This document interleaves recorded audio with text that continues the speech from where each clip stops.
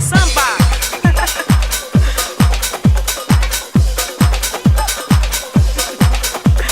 Ai, Deus.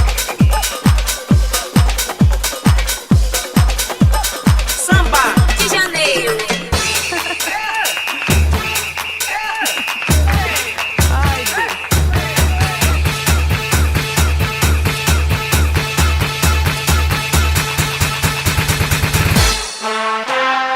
Eduardo Oliveira.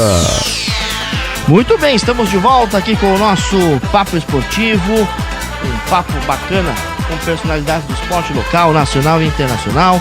E estamos recebendo a ala Fix Futsal, a Grace, né? Teve essa temporada de 2021 aí no Barateiro Futsal também.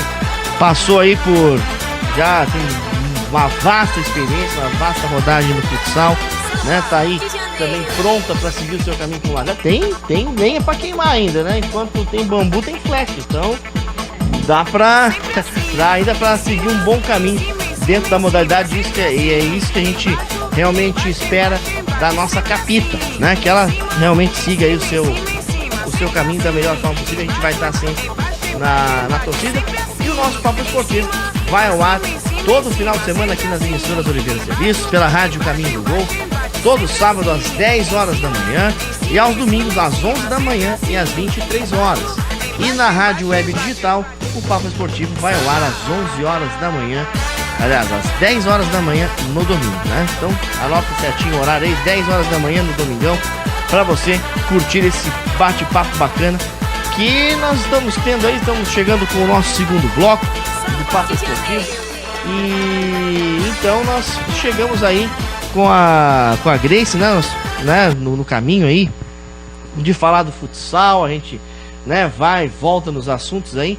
E Grace, então chegou a Criciúma, te oportunizou as formações e também uma experiência. Inclusive eu tive essa experiência mesmo à distância. Eu tive essa experiência em 2021 de ter transmitido os Jogos Universitários Brasileiros, né? A gente fez, os jogos foram em Brasília esse ano. A gente teve essa oportunidade de estar transmitindo os jogos aí, né, através de um convite aí da CBDU, né?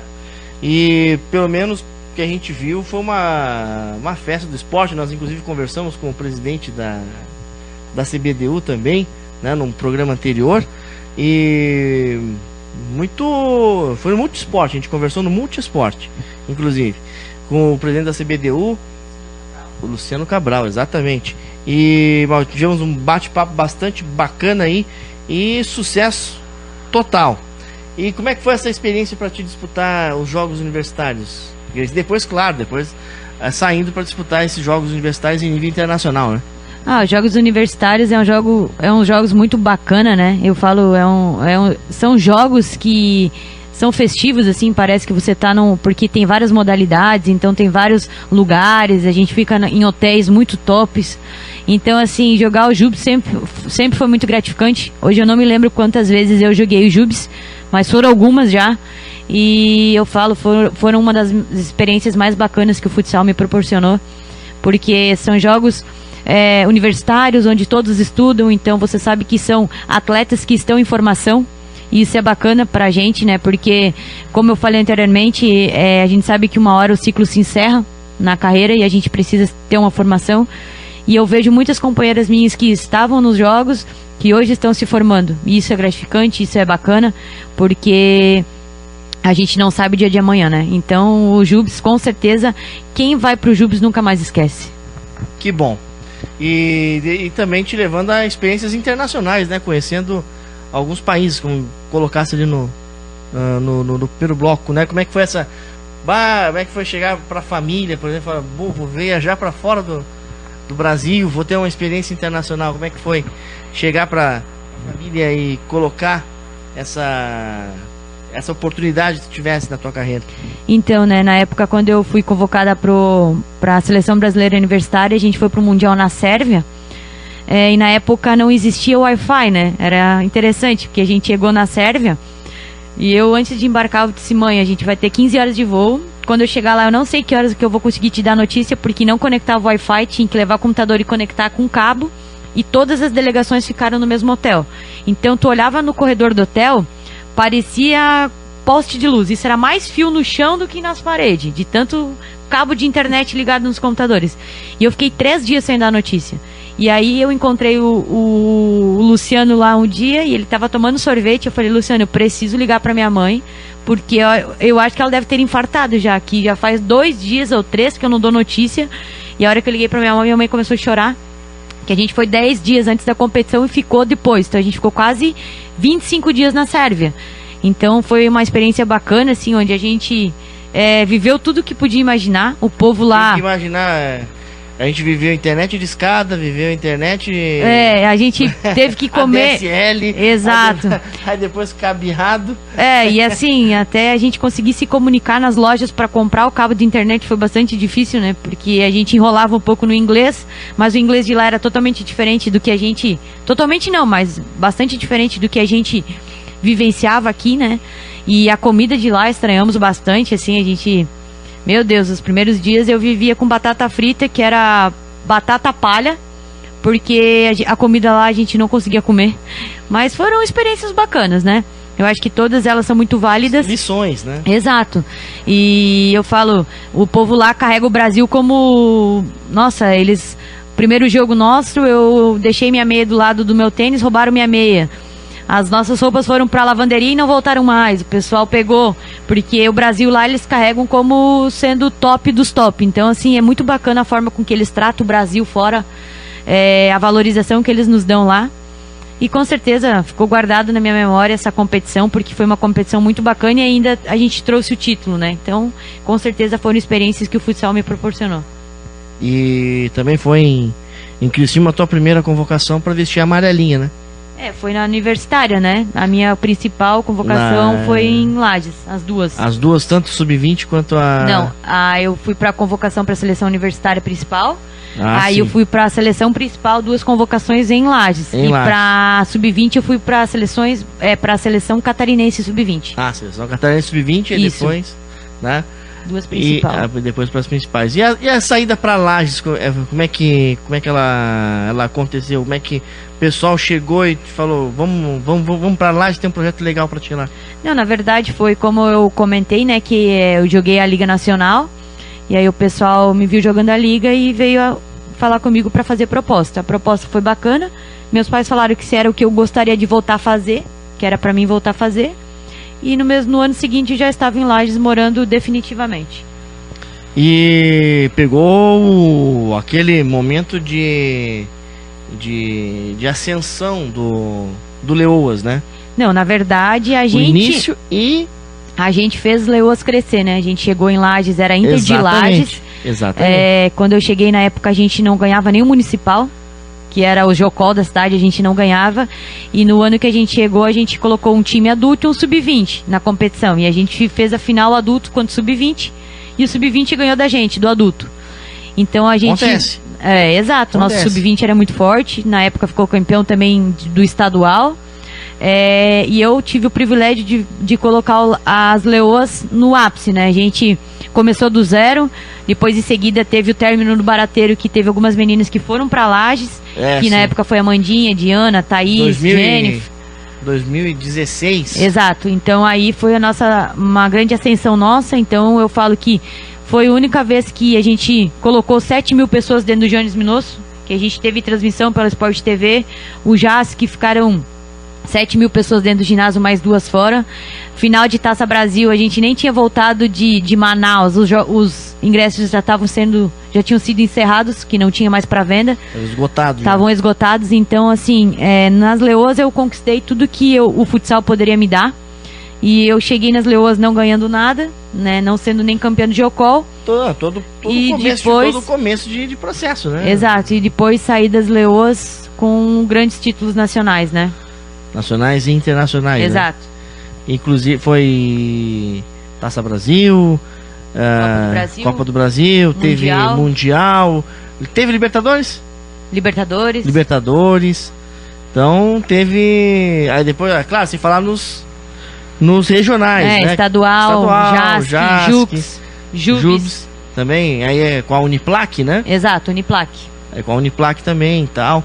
Mas e depois teve-se essa agregada das meninas do Barateiro, própria Esquerda, né, também que Na verdade, o reportaram. Esquerda chegou em Lages 3 anos que eu estava lá, que foi quando foi a saída da Rafaela, né?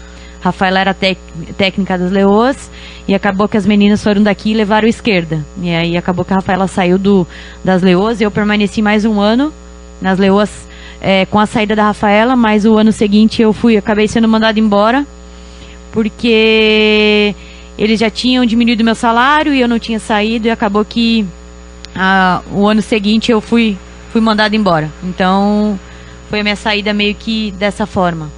E bom, em Lages foi falado então da questão da tua convocação. Como é que foi receber a notícia da convocação para a seleção principal? Eu recebi a primeira convocação, foi na Copa Brasil, né? Na Copa do Brasil, quando eu recebi a bola de ouro, eu já recebi a convocação. Então, assim, meus pais estavam lá, minha família toda estava lá, foi muito bacana. Foi um momento muito feliz, porque eu sempre falei que esse era o meu sonho, mas que com certeza era o sonho dos meus pais. E infelizmente 10 dias depois eu rompi o ligamento, né? E eu não acreditava, eu não aceitava porque isso estava acontecendo. Então aconteceu que eu fiz a cirurgia, voltei. E aí eu tava indo para um treino numa manhã, parei no sinal, meu celular vibrou, eu peguei meu celular e aí você foi adicionado ao grupo do Grand Prix. Aí eu comecei a chorar porque eu sabia que era a minha convocação. Então em seguida já fiquei sabendo por e-mail, né, a nossa convocação, pelo pessoal da diretoria. Liguei para os meus pais choravam bastante, eu chorava mais ainda. Mas eu acho que nada apaga a sensação de você vestir amarelinho. Eu falei assim, foi a sensação única que parece que foi ontem o que eu vivi, de entrar em quadro usando amarelinho e ver meus pais na arquibancada. Então isso, eu sempre falei, sempre falava isso, sempre falo e vou repetir quantas vezes for necessário, que se eu morresse hoje eu morreria feliz, porque eu realizei o maior sonho, que foi vestir amarelinho e ter meus pais na arquibancada, que eu sempre batalhei por isso.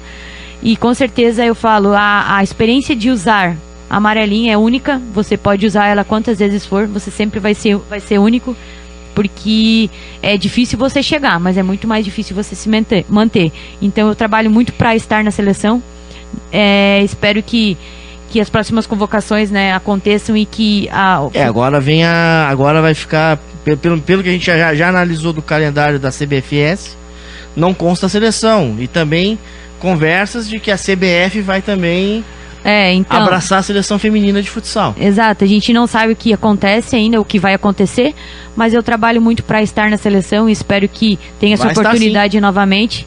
Mas eu sempre falo, eu acho que a gente precisa ter objetivos e metas, e meus objetivos e metas é sempre ser o melhor que eu posso ser para conseguir estar na seleção novamente. Se tiver que ser no campo, vai ser no campo. Se tiver que ser no futsal, vai ser no futsal, com toda certeza isso vai acontecer. Terminada então a tua jornada em Lages, pintou Brusque no teu horizonte. Até pode-se dizer que se foi uma influência da Rafa? Exato, Rafa estava em conversação, né? Porque quando ela saiu das Leoas, ela estava em controle do time do Barateiro à distância, né? Mas permaneceu em Lages por conta do mestrado dela, que ela estava finalizando. Sim, e ela já falou isso em entrevista em 2020. E aí com a vinda dela pra cá, veio a possibilidade de eu estar vindo pra cá. Recebi algumas propostas de outras equipes, mas já estava em conversação com o Barateiro, e aí foi onde idealizou a minha vinda pro Barateiro Futsal em 2020. E 2020 foi um ano pegado, né? Foi um ano que eu não joguei. Foi quando chegaram num belo dia, 13 de março, falaram, vai, a partir do dia 15 tá tudo fechado. Foi difícil, porque você tá num projeto Pra todo mundo foi difícil. A gente tá num projeto novo, né, construindo nosso legado por aqui, e tudo para. Então foi um ano bastante difícil, assim, né, mas falei, passou, eu acho que a gente tem que levar como um aprendizado. Exato, como um legado, como um aprendizado, que 2021 foi grandioso pra gente, e eu falo que sou muito grata por tudo que eu vivi aqui. E a questão dos treinos, dos vídeos, como é que era tudo isso? Logicamente a gente sabe que o boleiro gosta de bola, né? Como é que foi, entre aspas, aturar tudo isso durante toda a temporada? Eu acho que eu nunca fiz tanto físico na minha vida que nem eu fiz em 2020. Meu Deus, eu não aguentava mais, assim. Começou de boa em casa, mas chegou a dar 2 meses e meio. Falaram que ia dar 15 dias? Caramba, eu não aguentava mais. Eu falava, cara, eu não aguento. Assim, quando chegava o treino na segunda-feira, a planilha de treino da semana, já começava a me dar uma dor de estômago, porque daí tinha que correr na rua, e eu odiava correr na rua, odeio correr na rua. Não é uma coisa que eu faço com amor, mas eu sempre faço, né? Que precisa. Mas o mais difícil é você ficar sem o contato com a bola, né? Que foi o que a gente mais estranhou no nosso setor, nas quadras. Mas era o que podia no momento e era o que dava pra fazer, né? Então cada uma ligava seu computador, seu celular, deixava lá modo online e mandava ver o treino todo mundo junto de forma online, né? Foi chato, mas eu acredito que foi necessário, era o que tínhamos, né? E paciência, passou, graças a Deus, agora a gente pode estar de volta, né? Que eu falo que foi um 2020 atípico. E a Rafa, além disso, a Rafa também mandava, pelo que ela nos comentava, ela mandava os estudos para se fazer. Analisava jogos, adversários, fazia textos, analisava a forma de ataque, defesa, jogadora principal, chute, perna dominante. Então, assim, era um estudo de caso, né? A gente tava de férias, mas não tava. Que eu falava pra minha mãe, caramba, eu não aguento mais. E ela falava, só mais um pouco. E esse mais um pouco era 1 semana, 2 semanas, 3 semanas. E ficaram assim 4 meses. Aí depois surgiu teve um ensaio pra uma volta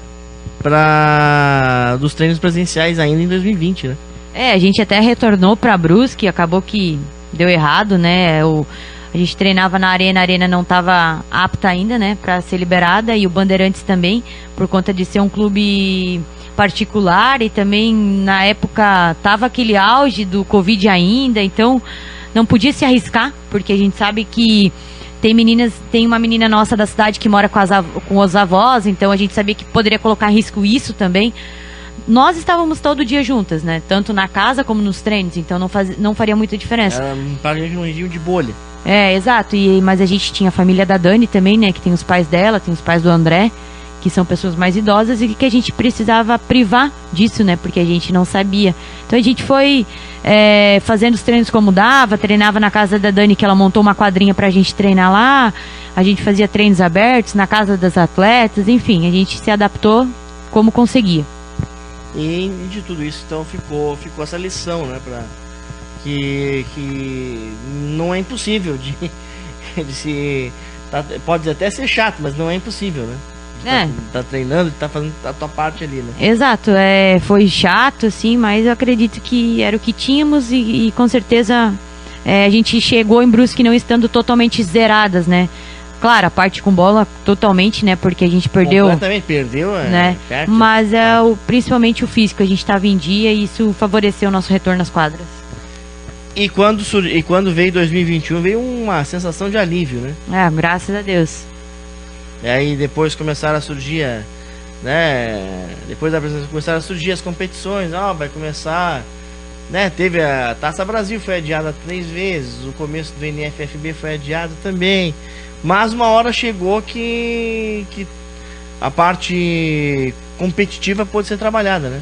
Sim, a gente ficou muito feliz com a criação da NFFB, né? Era uma competição que nos dava um calendário todo, o ano todo, e que a gente jogaria todo mês, em 2 semanas. Então, quando surgiu isso, a gente ficou imensamente feliz, porque a gente sabia que teríamos jogos em vários lugares, mas também que traria a torcida de volta para a arena, e que a gente enfrentaria várias equipes, né? Então a gente acabou entrando nessa competição meio que como sendo patinho feio da competição. O retorno, né, da competição, a gente com um time praticamente sub-20, mas que a gente tinha como meta ficar entre os 4. E a gente acabou... acabamos atingindo. Eu falei assim, eu acho que a gente cresceu muito durante a competição, a gente conseguiu tirar tudo de melhor de cada uma e deu certo, né? Então acho que foi um ano realmente de muito crescimento e evolução. E sempre foi capita ou isso foi com o decorrer dos anos? Não, na verdade eu nunca tinha sido, aí fui nas Leoas, né? Fui nas Leoas por 3 anos, capitã, e aí acabou quando que eu lesionei, que eu rompi o ligamento, a Diana ficou capitã, e depois ela ficou com a faixa porque eu fiquei só mais pouco tempo. E quando cheguei no Barateiro, no início eu não era, depois eu fiquei capitã e até agora. Até porque era ali o Barateiro dá pra gente colocar que são do elenco que ali estava eram 3, mas eram 3 ou 4 mais experientes, as demais eram todas sub-20, né? Exato. E eu sempre falei que ser capitão ou não ser capitã não era algo que me tornasse melhor ou pior, né? Porque eu falo, usar a faixa é uma responsabilidade muito grande. Não somente de... Tirasse de letra essa responsabilidade. Eu falo, a gente precisa ser exemplo em tudo, e às vezes acaba que no calor do jogo você perde a cabeça, mas você sabe que você precisa manter o foco, manter a concentração, porque muitas pessoas isso eu lembro das se espelham. transmissões, eu digo, lá vai a Grace de novo. Então não é fácil, é um compromisso bem difícil, mas que eu buscava sempre ser o melhor possível, porque eu sabia que muitas pessoas se espelhavam em mim como capitã e como atleta. E depois a gente passou a usar, né, a terminologia, a gente já nem usava mais Grace, né, era Capita. Sim. Legal. Era Capita. E aí, depois a gente conversava fora, tinha as meninas uma menina do projeto do Barateiro que a gente conhece, que é aluna da Grace, né, e a gente falava, como é que tá a Capita, tudo certo? Legal. Tudo certo com ela, mas enfim... Grace, agora é um tempo de reflexão, é sempre um fim de temporada e o início de um outro ano é sempre um tempo de reflexão, né? O que fica de pontos positivos de 2021 e de oportunidade de melhoria para Grace? Eu acho que a gente vive numa constante evolução, né? Eu acho que a gente nunca pode achar que tá tudo bem para não evoluir. Eu acho que a gente precisa manter essa evolução, essa constância. Eu acho que 2021 tive muitas experiências, né, dentro de quadra, fora de quadra, e que eu carrego comigo as lições para me tornar melhor em 2022, não cometer os erros que eu cometi em 2021 e ser um ser humano melhor em 2022, porque eu sempre falo que o esporte ele é muito duradouro, ele chega uma época que a gente precisa, né, encerra uma carreira, enfim, mas a nossa vida, ela é pra, né, nosso lado pessoal a gente vai ter pro resto da nossa vida, no caso, e que a gente precisa ser feliz. Então eu sempre carrego isso comigo, que eu preciso estar feliz, estar em paz, e vou carregar muitas experiências de 2021, muitos aprendizados e com certeza uma grande evolução. Muito bem. Tá aí a Grace, a nossa capita, falando aqui no programa Papo Esportivo. Já estamos chegando aí ao nosso final do programa, já agradecendo a presença dela aqui, né? Aceitou prontamente o nosso convite para estar falando, para estar, né, desvendando aí a carreira, né? Que tem muita coisa ainda para acontecer. E ainda nesse aspecto aí de final de ano, início de temporada, né? Fica aquela mensagem, né, Grace?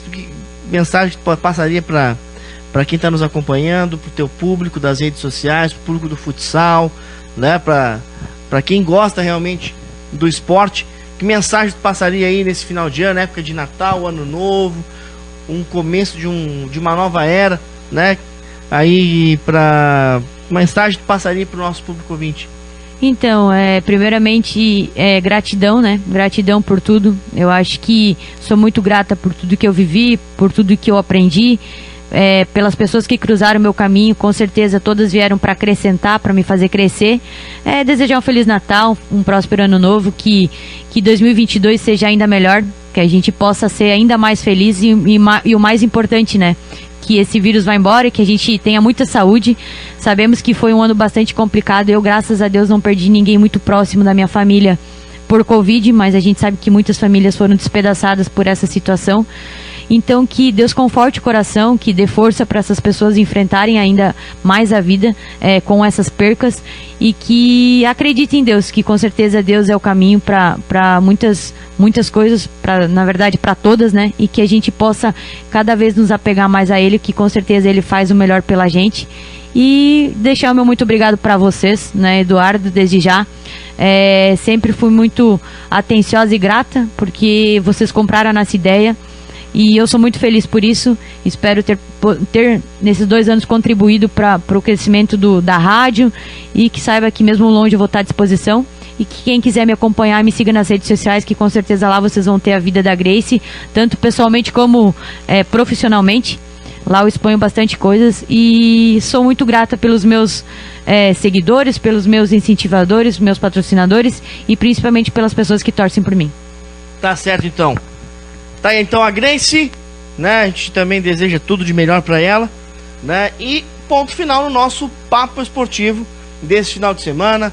Agradecendo demais a sua audiência, você que está conosco aí através do nosso site, através também do nosso YouTube. Esse programa vai pro YouTube também, né? O mesmo que em áudio, ele vai pro YouTube. Você vai poder estar acompanhando aí a nossa programação aqui do nosso papo esportivo todo final de semana, sábados na Rádio Caminho do Gol, às 10 horas da manhã, com a reapresentação domingo às 11 da manhã e às 23 horas.